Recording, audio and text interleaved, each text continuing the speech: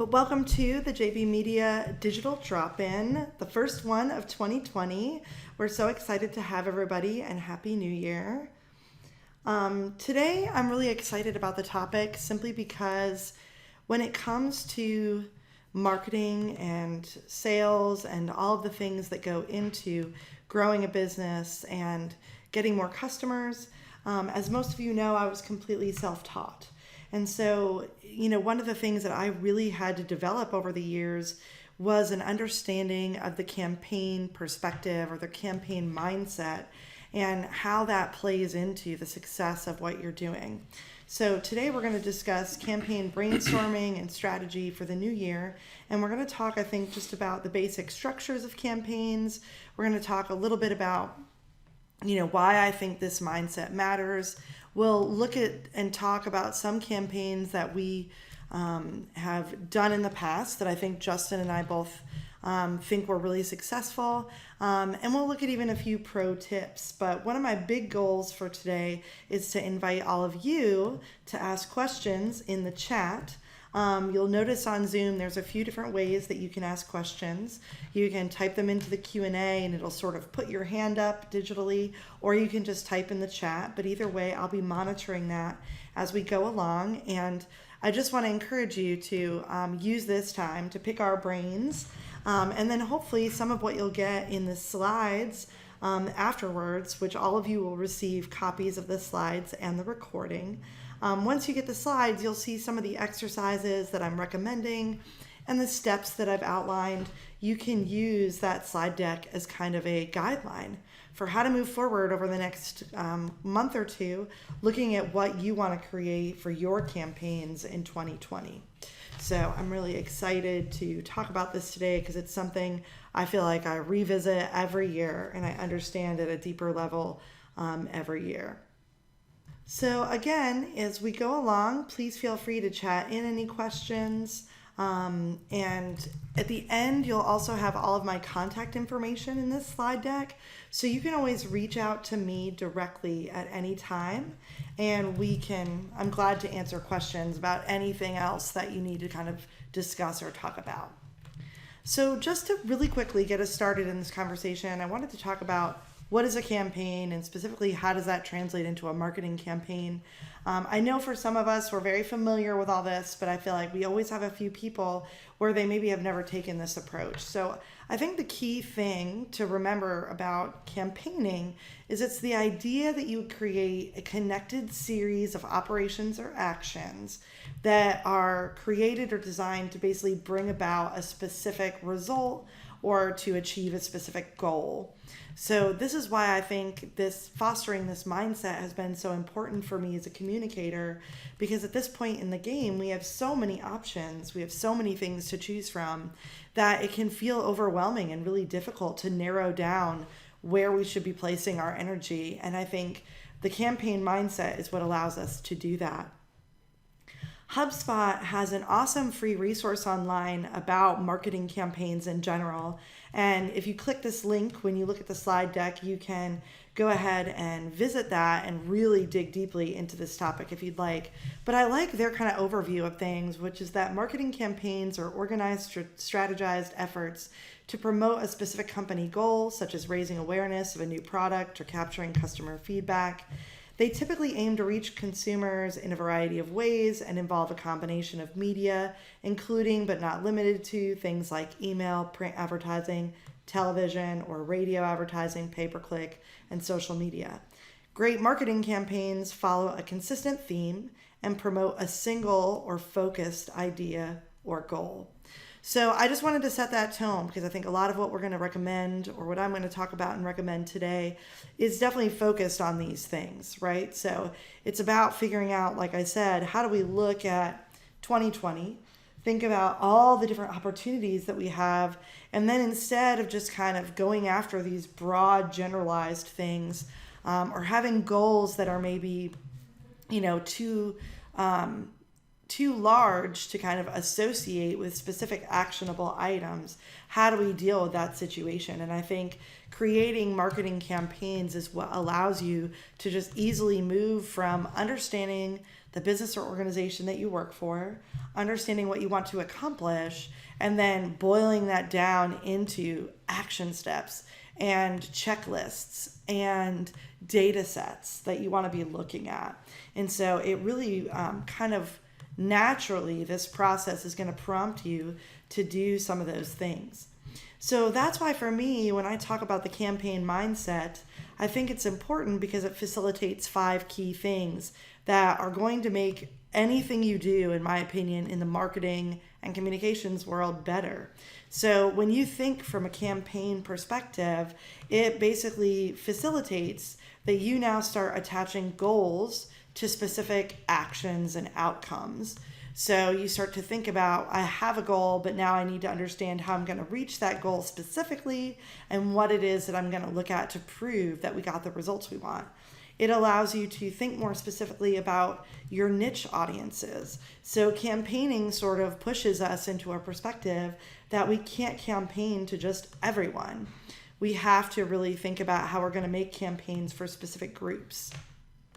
It also really drives you to plan, create, and organize all your graphics and visual assets more intentionally. So a lot of times, and I'm guilty of this completely, right? I'm doing social media. I haven't had time to really plan things out. I'm just on Canva, throwing bunches of stuff together, grabbing some stock photos, throwing in some, things, writing the messaging in the moment. And sometimes I still get great results. Right? Sometimes I still, get a win out of that because a lot of the social media accounts that I work on, I've been working on for a long time, and I really understand the clients and the audience as well. But the truth is I get much better results when I actually sit down and I plan out the graphics and the visuals that I need to do different things, and I create different versions of them, and then I schedule them out, and then I'm able to see what's really producing a result. It also forces you to have more commitment and follow through on your ideas. So I think sometimes when we think from the campaign perspective, we're able to genuinely just all of a sudden we get more excited because things become more specific and doable, right? So instead of just thinking again of like, for this year, we have these lofty goals about what we want to accomplish. We want this many more customers. We want, this many more repeat customers. We want this many more donors for our capital campaign, whatever it is. Those are, of course, broad, generalized goals that most people would have, right? Most brands would have something like that. So the campaign piece really allows us to get more specific. And I think once we dial in some of those details, we just have more clarity on what it is that we need to do afterwards, after those ideas and brainstorms and plans are put in place. And then, of course, any type of campaign, I think, is going to really motivate you to do analysis and comparison of the campaign effectiveness and the success.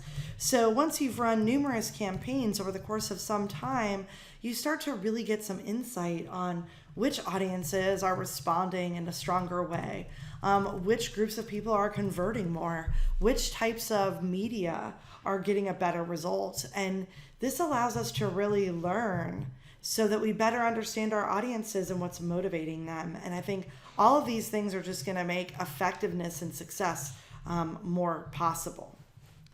So Justin's recommendation, and we weren't sure you were going to make it today, so I'm glad you're here. One of the things that we talked about briefly before this was, leading with campaigns. So could you just talk a little bit about that concept and how you're implementing that with the agency? Yeah, absolutely. So one thing we're doing is we're starting to re-engineer our strategy documents. And we used to write like separate strategy docs for each service area. So we like a social media strategy, maybe a partnership or PR plan strategy, content marketing, email marketing, separate, digital advertising sometimes separate. You have these 4 to 6, sometimes, in some cases 2, some cases 5 or 6 different strategies, which can talk about a campaign within each one. Mm-hmm.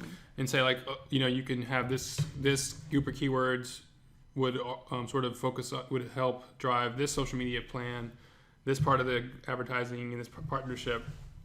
But for going forward, we're building kind of campaign briefs, and then mini strategies for each of the service areas of how they would deploy the campaign. Mm-hmm. So I think it's more actionable for our team to get started implementing the overall strategy with a real clear direction on what the campaign is going to be. I think it's also going to be easier for our clients who want to implement themselves to take it and run with it. Mm-hmm. We're still working on it. We're still figuring out what those deliverables will look like, how it'll be different for different size clients, what the minimum amount of effort needed to make something that's useful, those kind of things, even what format it's going to be in. We have a format we've created. It's actually based on something we got from HubSpot, but we've kind of rebranded it and thought about it through the lens of how we do strategy. So it's similar to what they offer with a Content Compass, but it's a rethought version of that with an entirely different approach. So we're doing that, and we've used that on a few clients, and we have a couple current clients we're working on that with. Actually, have a meeting this afternoon with a client team about a project where we're using that approach. That's awesome, because I think that's a really important, anyway, your description of how you're changing the strategy documents makes total sense. I think because a lot of times, again, you're correct. Sometimes you all write those strategies and then a company or organization implements them on their own, potentially. Sometimes you write those strategies and then they ask for your help.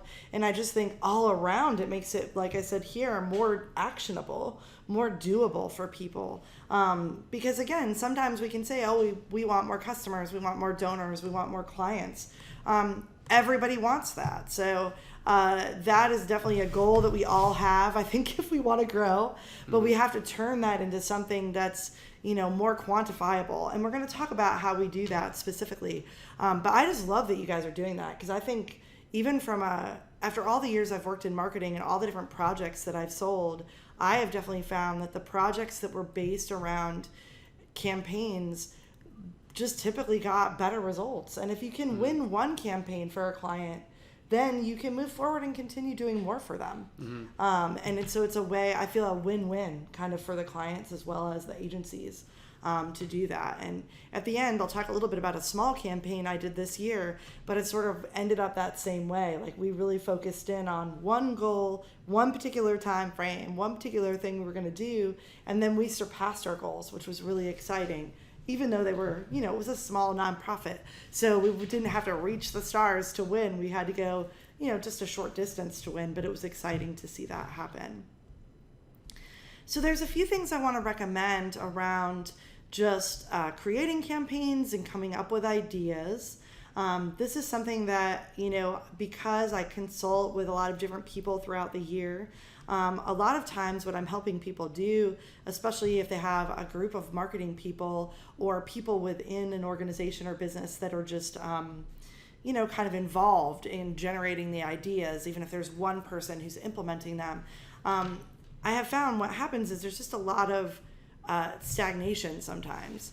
And I realize, of course, that's the beauty of hiring an agency like Justin's, is because then you have people where their whole job is to come up with amazing campaigns and run them for you. And I have seen Justin's team, which is a team of what, I consider some of the most creative people I've ever met, really come up with things that were standout. And so when you have the money to invest in an agency or a creative team like that, I think it's very valuable. But for anybody who is smaller, sometimes you have to do this stuff on your own.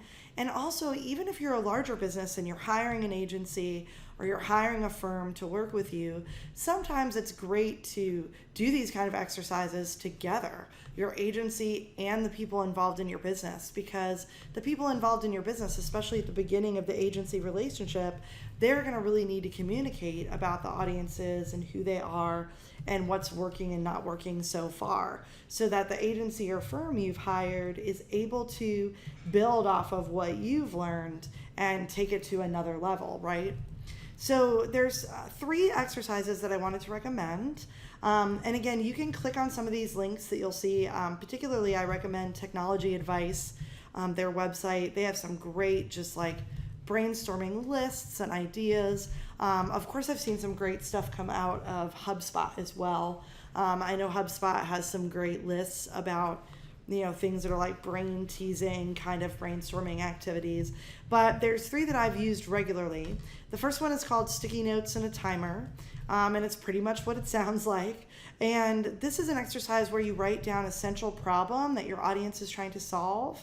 And then you give everybody on the team or in your little group sticky notes, and you set a timer for 2 minutes. And everyone is supposed to write down as many solutions to that problem as they can think of. So it's sort of a way to kind of, get everyone to feedback on how it is that you think you're really helping your customers or motivating the people that you want to engage. And this is a situation where the 2 minutes forces you not to overthink it, right? You just want to pop out as many sticky notes as possible. And at the end, you're just going to start reading off the ideas, placing things on the wall or on a whiteboard. And if things are similar, you can group them together into different groups. And this is a way to just really kind of get a lot of feedback at once, look at where there was a lot of crossover, where people had the same ideas. Sometimes if people said the same thing 5 times, we know that's a strong potential concept to look at. And also, once those things are on the wall, people can have more ideas. So I like this because it's low investment. It doesn't have to take a lot of time. And if you're a marketing director or coordinator, or you're just a person who leads the meetings, it's an easy way to get everything on a wall, take a picture, and you've captured things that you can then use later to actually develop campaigns. The next one is called brainwriting. And brainwriting has a lot to do, I've done this with many different organizations, and it has a lot to do with the fact that sometimes people feel uncomfortable coughing up their ideas in front of everybody, especially potentially if they're just more introverted or shy. Some people are just, they feel on the spot, when they're in a meeting and they're asked to brainstorm something. They're worried about people judging their idea. And so this gives them a way to sort of anonymously contribute to the ideas, and then you really just look at them as a group, and everything has value, right? And it's also bringing people together, so one person starts the idea, but then everybody else contributes to it. So it just becomes really a group effort and not focused on a singular person as the one who came up with it. So you can see it's just 3 easy steps. You essentially give everybody a piece of paper and pencils or pens. They write down ideas, and you can start with one, and then they pass it on to the next person, and it continues through the group. And so you start with one person's original idea, and then you add to that idea. And you want to just go a few rounds with this, depending on the number of people. And then it's all anonymous, and you're basically going to be able to just discuss it. And you're going to be able to come up, like I said, with kind of yays and nays around things that you liked or didn't like, and it's not necessarily attached to an individual person, which can be good. And then one of the ones that I have actually made up, and I'm not sure if anybody else is doing this, I've never seen it anywhere, but it's one of my favorite exercises to do with clients.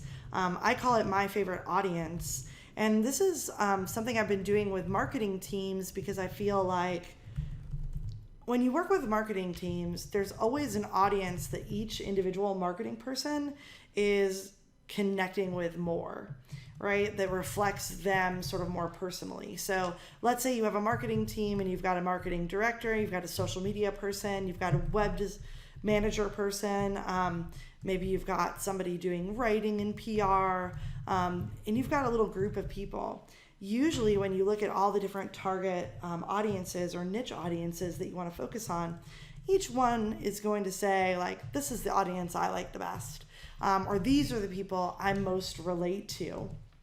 And so when I sit with teams, a lot of times I walk them through this process where I ask each member of the team to identify which sort of niche audience they feel most connected to, and we have a little discussion about why. Then I ask them on a piece of paper or on their computer to basically list out in bullet points, what do they think motivates that audience? Why does that audience love the brand? Why do they buy the products? Why are they loyal and come back and buy them again? What problems are you solving for that particular segment of people? And what value are you bringing to them? Why are you different than the other places they could go? All of those things we start to just kind of bullet point. And again, sometimes I set a timer. Sometimes, it might be 5 or 10 minutes that we focus in on this. But I feel like if you really relate to the audience, then you're going to have a better view on what it is that you think is their motivation. And then what I do is I give them kind of a simple campaign outline. It might be 3 to 5 things. So I'm going to say, outline what do you think the pain points or the needs or the desires are of the people that you want to connect with. What do you think good messages or visual concepts would be? Do you think it should be in video or photos? Do you think this is a social media campaign or a print campaign or both? How do you feel about that? And then I kind of ask them, what is the real goal of doing this? Why do you want to reach this audience? Why do you think this message is going to be worth it? What is that action that they're going to take at the end?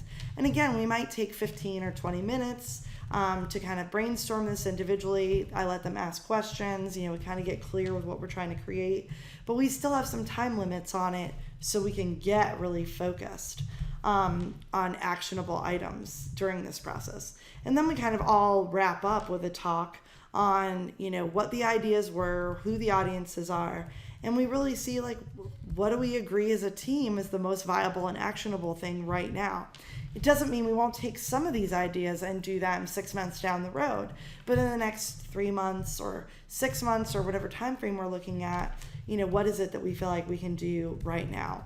So this is something I've just really enjoyed. And one extra thing for those of you who are marketing people that I found is really exciting, even if you do this with, let's say, the marketing team, some executive leadership, the customer service folks, when you bring people together and you let them brainstorm something that's more closely related to the stuff that they're actually passionate about, you just get better ideas. You get more creativity. You get more excitement about the implementation from everybody on the team. So I feel like this is something where all of a sudden, someone who maybe doesn't think that their ideas are that good suddenly realizes I really do have great thoughts about how we can reach this group of people better, or how we could open this new market that we want to capitalize on.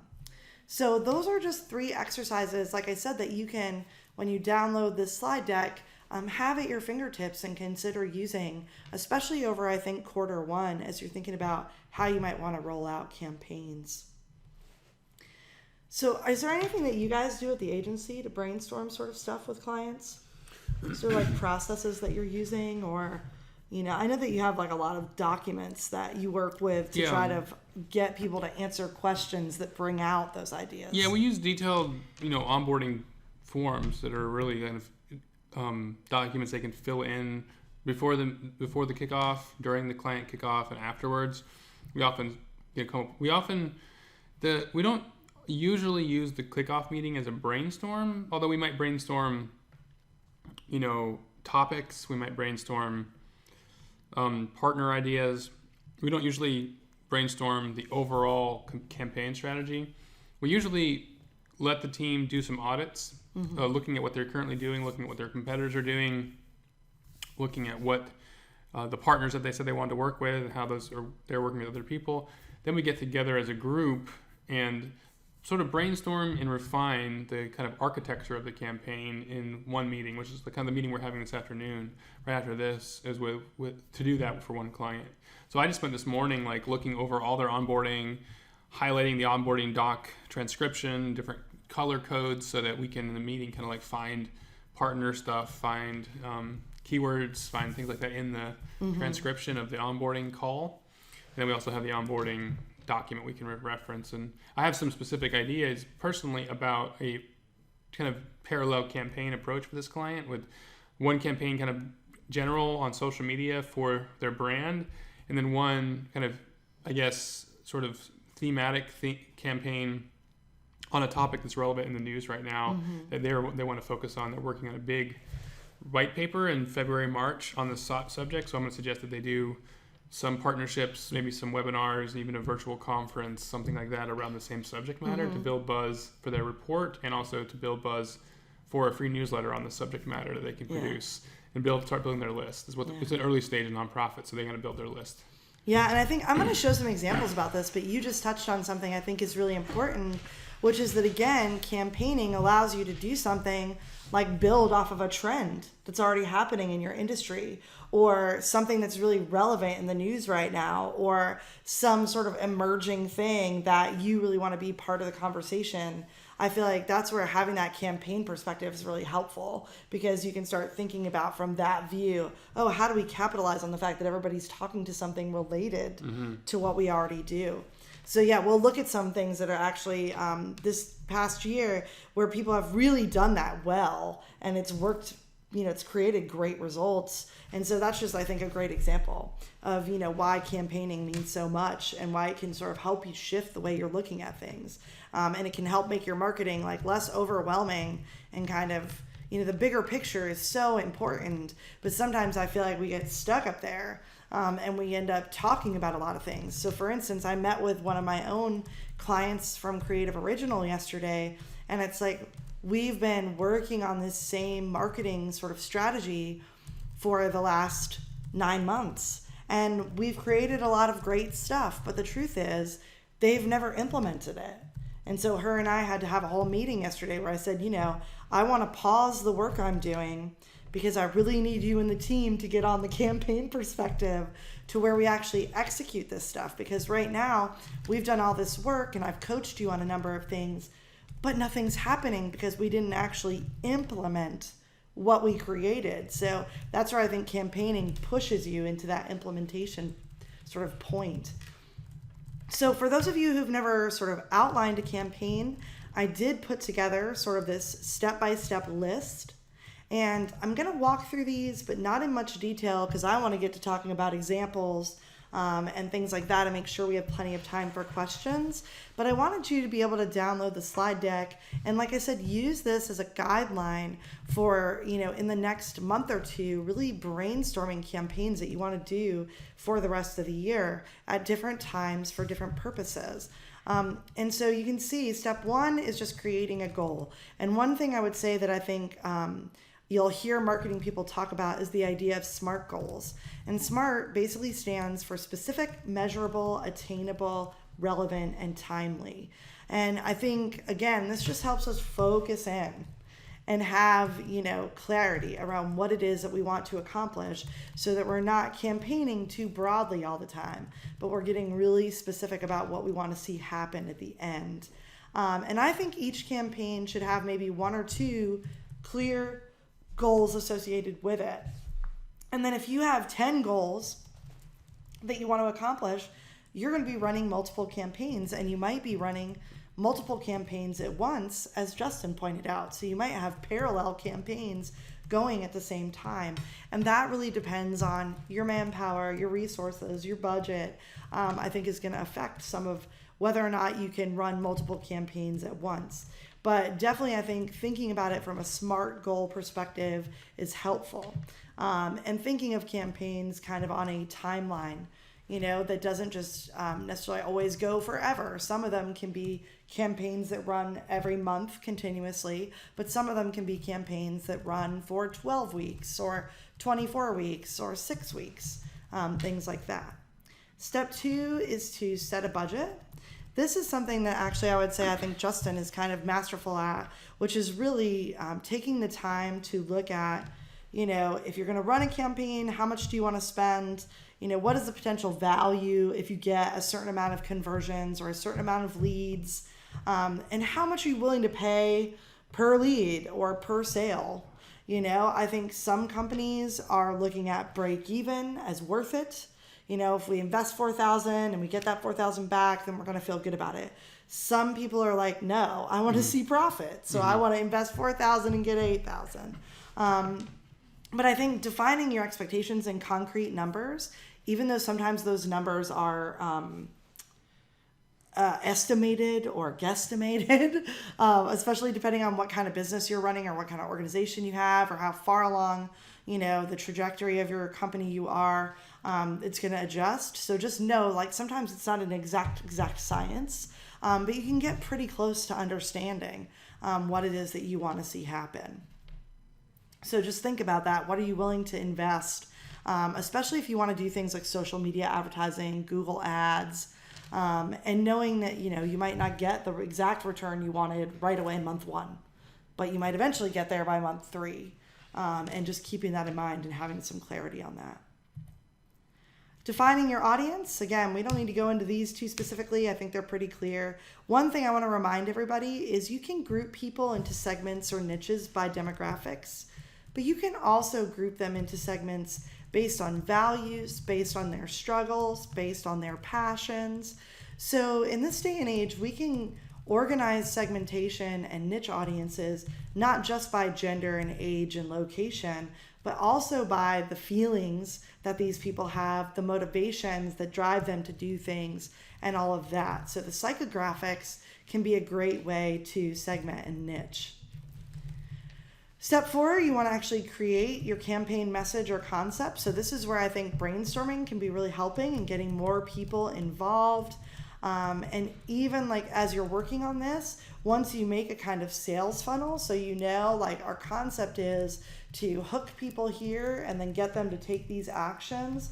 Once you get that funnel set up, you may want people to test it so that they can really make sure that it's got a flow, it makes sense, it's easy. If it's all online, that your website's loading fast. Confirm the mediums and channels that you're going to use to drive people into the top of the funnel. So, essentially, are you going to be doing social media, traditional stuff? Does it involve your website, your blog? Is it search engine based? What is it that you're going to be doing? As well as, are you going to create content that's visual photos and graphics or videos? Are you going to write long or short form content? Is it going to be a mixture of all of this? And then you really want to make sure that you have all these visual assets and graphic elements kind of organized and created in the beginning so that when the campaign launches, you've got a bunch of stuff prepared and ready to go. Step 6 is really making sure that last part goes into action. So most campaigns that I'm working on, minimally, I want 2 weeks of content ready. And a lot of times, personally, I want more than that because it's going to allow me to do more monitoring and tracking as the campaign starts out, and to also create other content that's going to go out in month 2, month 3. So just think about how, you've got yourself set up, regardless of, how big or small your team is. Where do you need the support to get that content prepared and then to continue to add to it if you need to? You're going to have to track, monitor, and adapt the campaigns as they happen. So that's another thing about campaigning that I think is unique. There does have to be someone who's kind of responsible for paying attention to what's going on. And it may take a couple weeks or even a month to really see things build traction so that you can learn from what you're looking at. I think if campaigns are shorter than 4 weeks, it's going to be hard to do any of the sort of adapting. You're just going to kind of make the campaign happen and just see what it does, and then you're kind of done.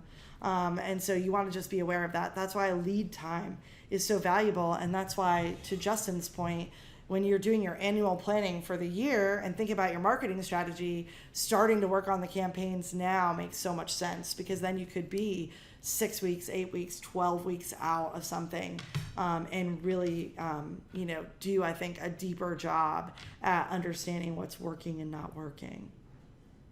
So we had a couple pro tips I wanted to share. The first one, Justin, I'll let you talk about, which is looking into the video kind of perspective of remarketing.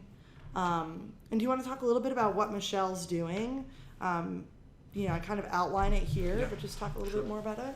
Yeah, this is a strategy that one of our team members, and I think we had a webinar, I believe, when we had Michelle on as a guest last year, where she talked specifically about this strategy. So Michelle was consulting as a freelancer with the team for the last maybe year and a half or so. And just as of, I think, this month, she's joined officially as a part-time part of the social media staff here at JB Media. And one of the things that she sort of specializes in is creating campaigns with remarketing funnels inside of social media. So when people think about remarketing, the first thing you usually think about is showing ads to people who've previously been on a website. That's kind of how remarketing started, and it's still common use for remarketing. which is where you track people with a pixel who've been to your website, and then you show them a specific ad. It can be a general ad. It can be about what they were looking at. It depends on how much traffic your website it gets. But it's possible to also build your own remarketing campaigns entirely inside of social media, especially Facebook, but Instagram as well, where what you do is you use advertising to get the right targeted audience to watch a video. And then you wait a little while, like a couple days or a week, and then you show a remarketing ad with a more direct call to action to the people who watched a certain percentage of the video. So if the video is 20 seconds long, you can show it to only people who watch at least half, only people who watch 2/3, only people who watch at least 5 seconds. There's some decisions you can make on what those breakpoints are, whether or not they see the ad, which basically guarantees that your targeting audience has absorb whatever that content was. So if it was a testimonial video or a brand overview or a product demo, they're not going to see the second ad unless they took a certain amount of action on the first video. Usually the second one is either like a testimonial or it's static. It's not a video. It's like an image or some text with an image. Definitely has a combination of text and image within the rules of social media advertising, but the balance can be depending on like the strategy.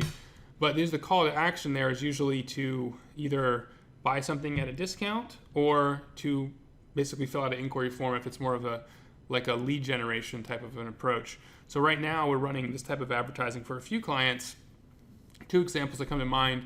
One is for a home manufacturing company. They make home kits basically that can be installed by builders. So we're showing videos of the finished homes and the lifestyle that the owners have with the homes that they built to people in specific areas of the country where there's a local builder who has installed that home module before.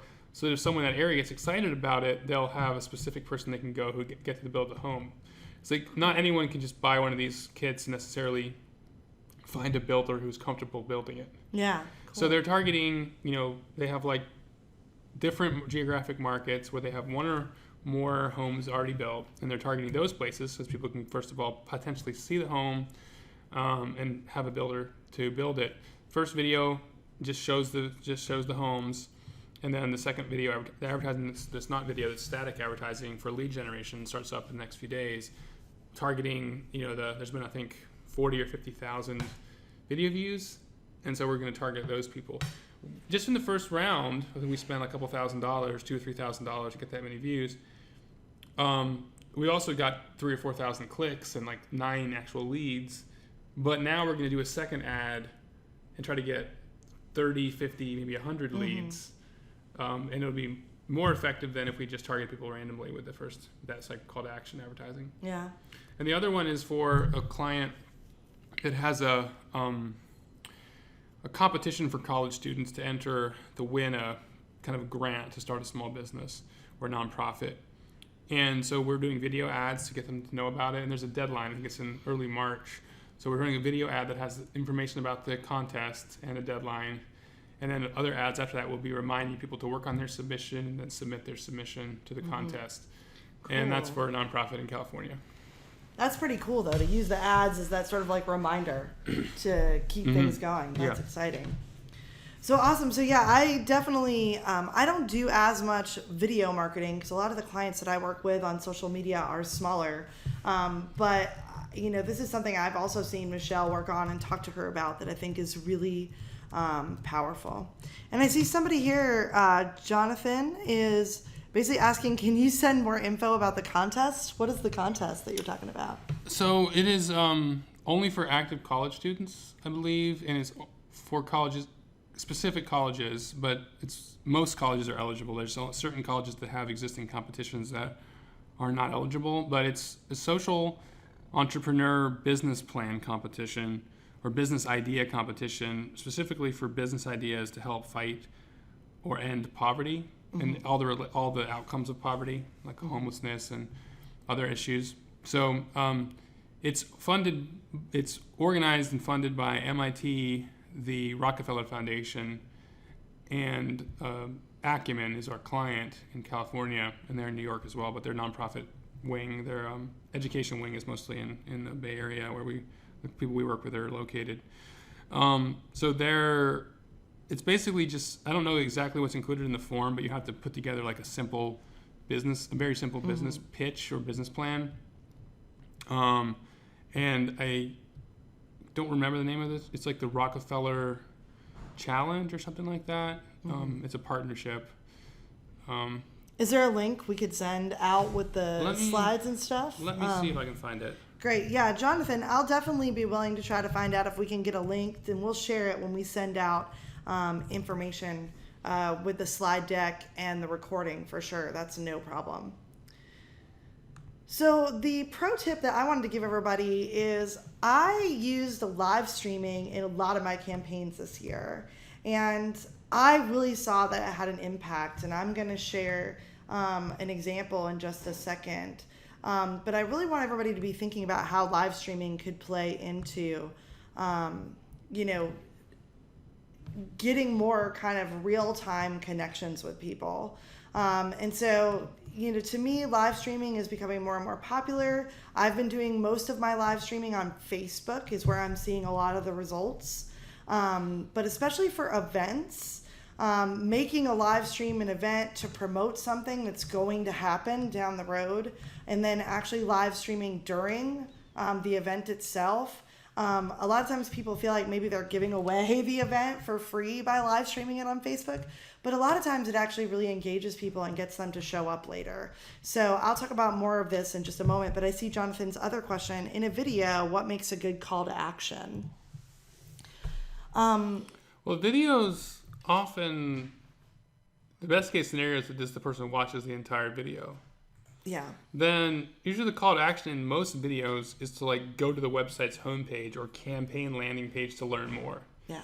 So for like the Deltec home video, the call to action was to go learn more on the homepage. And the homepage, is an overview. It has other video content on it. It has, it's organized for people to navigate different ways to learning more about the product and the company. The next call to action will be like connect with one of our sales associates or one of our solution providers to like talk through the potential what steps to building your dream home with Deltec, and that will lead to a 3-step contact form that then goes into their customer relationship system, and then they get a personalized phone call and like follow-up consultation. So that's sort of where we want to get people. We want to create the call to action that's clear that if you click on it, you're going to be expected to fill out a form, because we're sending people straight to a form. It's a contact page, a version of their contact page with a little bit more branding and information. So yeah, and with like the Acumen event, same thing. The initial video would send people to the like overview page, which I just found. I'm going to Slack to you, Sarah. You can share it on here afterwards. But so we'd send people to like learn more about the competition first, but then subsequent ads, which are more geared towards conversion, would say the deadline's approaching to enter now, and enter now go to the form where they enter the competition itself. So hopefully what happened was they saw the video, they started thinking about an idea, maybe they got sidetracked and didn't complete it the first time because they wanted to work on it for a little while, but then they would have otherwise may have forgotten. So that the remarketing is about reminding them to finish their action or to take the actual action that you want. Yeah. The actual action we want is 3,000 to 4,000 entries. There's no way you can do that with just a bunch of video advertising. Yeah. Because people aren't going to actually complete the process with that step. Yeah. So, I mean, I want to just, Jonathan, to clarify kind of, because I think Justin's giving great examples of how this plays out. And I think the bigger picture is that there is no, like, quote unquote, good call to action for a video. It's really about thinking about the campaign itself. What are the different things that you're campaigning for people to do? Like I said, there may be a couple different things that you ask people to do. You might ask them in one video, the first one they see, to subscribe to your newsletter to get more information. And then, the next video that they see might actually tell them to go to the landing page on the website and complete a process, right? So it's really about thinking about how does that video medium help really clearly tell people what you're about and what it is you want them to do. And so the example I want to share is the Community Roots Giving Tuesday fundraising campaign. And although this was live streaming video, what we did was a couple different things. So essentially what happened on Giving Tuesday was Facebook and PayPal agreed up to a certain total amount of millions of dollars. I think on Facebook it was 7, on PayPal it was 2. If you got Giving Tuesday donations at 8 a.m. Eastern Time, they would match up to $7 million in donations or $2 million in donations. So my executive director, Community Roots, found out about this. She said, I want to do a campaign to get everybody we know to donate at 8 a.m. on Giving Tuesday so we can get some of the matching funds that PayPal and Facebook are giving out. So what I did was leading up to 8 a.m. on Giving Tuesday, I did a number of live streams off our Facebook page. I talked about what we were doing. I shared a lot about the particular work that Community Roots is doing right now around a climate bill of rights. I explained how the money we were raising was going into our canvassing team that is collecting all the signatures that we're trying to get for that petition. And, you know, that we had this opportunity to double our money at 8 a.m. I did probably 3 live streams over the course of 2 weeks. I did an email marketing campaign as well. I also promoted it with visuals and graphics on Instagram and Facebook, reminding people of the date and time. And then the night before, I live streamed. And then I woke up at like 7 in the morning and I live streamed as well as we went into that 8 a.m. time frame, Eastern time. And I actually donated myself live during the live stream. And I invited people to donate at 8 a.m. and then tell me that they were doing it. And the truth is we had a pretty strong goal of the amount of money we wanted to raise that morning. And we exceeded that goal. And so that was very small, simple, put together in about 5 weeks. But it really worked and it got everybody excited. We knew that our network would want to participate in helping us double our money. We knew they would do that. And so all we had to do was really bring them into it. And each live stream, like I said, I had different calls to action. In the beginning, I was talking about how I wanted them to go learn more on the website about what we were doing if they didn't know about it fully, so they could understand what they were donating to. Then I asked them basically to put it on their calendar and to look at our Facebook event page for that 8 a.m. on Giving Tuesday time.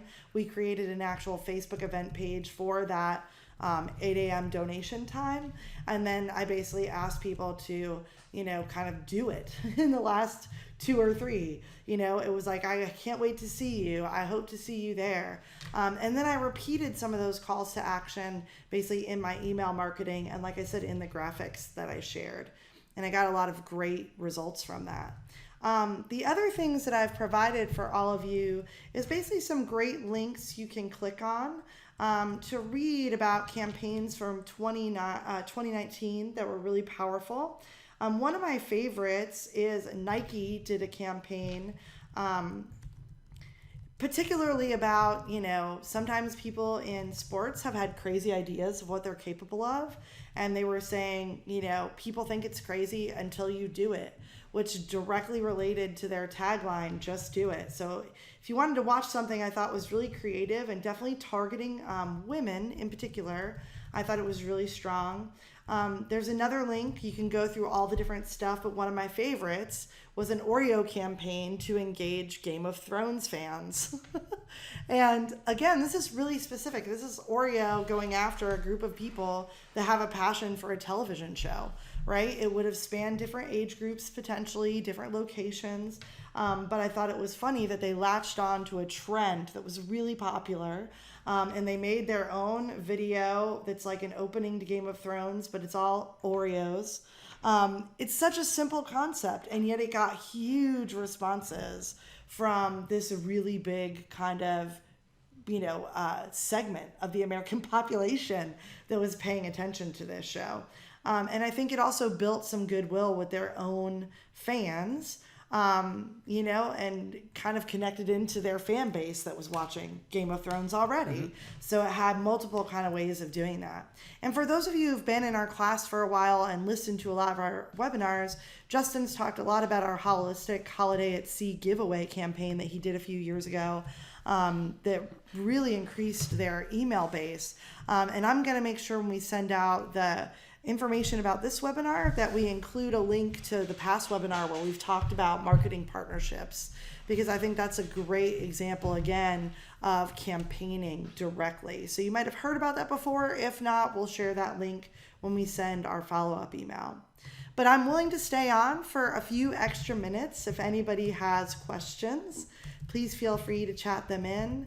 Again, when you download the slide deck, you have some resources from us, information about our next digital drop-in on February 5th, access to our free marketing toolkit. And if you'd like to learn any more about our content strategy roadmap course, please check it out. We definitely dig into the campaign mindset in more detail there. And of course, you have all my contact information. If there's any way that I can be of service and help you as you start 2020, don't hesitate to drop me a line. And as I said earlier, Jonathan, I'll make sure that we can maybe find a link about that competition Justin mentioned, and just to share that, we'll put that in as well, and everyone can check that out. But thank you so much for joining us. Happy 2020. We're really excited again to kick off the new year having this conversation, and really grateful to have you all with us. So hopefully we will see you soon at the next digital drop-in. And if you've got additional questions, please stay on the line. Thanks, Sarah. Thanks, everybody. I really appreciate it. All right, great. Thank you so much, and have a great day.